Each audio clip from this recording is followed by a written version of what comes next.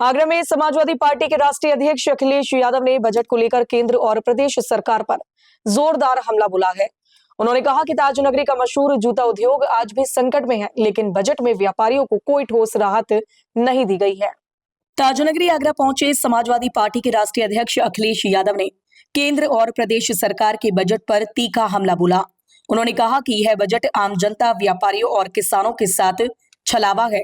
अखिलेश यादव ने खासतौर पर आगरा के प्रसिद्ध जूता उद्योग का मुद्दा उठाते हुए कहा कि यह उद्योग लंबे समय से संकट में है, लेकिन सरकार ने बजट में इसके लिए कोई ठोस राहत की घोषणा नहीं की।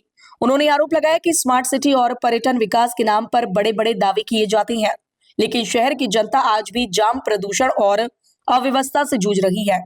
में दिल्ली और लखनऊ के दोनों के बजट आए हैं। दिल्ली का बजट पेश हुआ और उसके बाद लखनऊ का भी बजट पेश हो गया। पूरे आंकड़े अगर देखते हैं बजट के हम लोग, तो जूता उद्योग अपने लिए राहत मांगते मांगते जूते घिस लिया। जूता उद्योग अपने लिए राहत मांगते मांगते अपने जूते घिसवा चुका है। और इस बजट जो दिल्ली और लखनऊ का, न यमुना साफ हो पाई। जो यमुना सफाई के लिए सपना दिखाया गया था, यमुना भी वैसी की वैसी दिखाई दे रही है। यमुना नदी की बदहाली पर चिंता जताते हुए सपा प्रमुख ने कहा कि नदी की सफाई के नाम पर करोड़ों रुपए खर्च होने के दावे किए गए, लेकिन हकीकत में हालात और खराब हुए हैं। उन्होंने कहा कि यमुना की सफाई सिर्फ कागजों में दिखाई देती है, जमीनी स्तर पर कोई बदलाव नजर नहीं आता।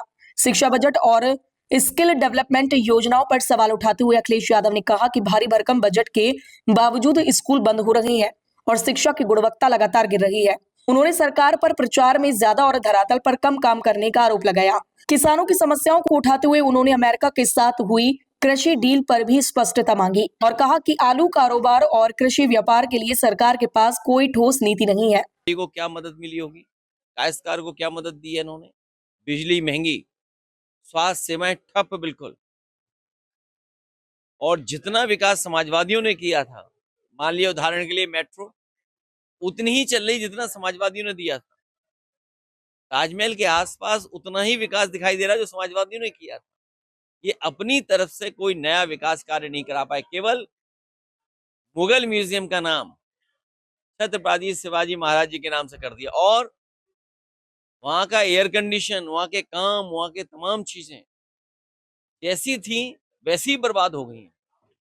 और दुनिया का माना हुआ आर्किटेक्ट हम लेकर के आए थे उसको, दुनिया का माना हुआ आर्किटेक्ट, लेकिन उस आर्किटेक्ट पे क्या गुजर रहा होगा जिसने मुगल म्यूजियम बनाने का एक बड़ी चीज आगरा को देने का काम किया था। आज मैं शादी समारोह में शामिल होने आया हूँ। आदरणीय बलराम यादव जी और हमारे पूर्व चेयरमैन जायसवाल जी, वर्तमान तो है ही, अब कौन है? आप कौन है?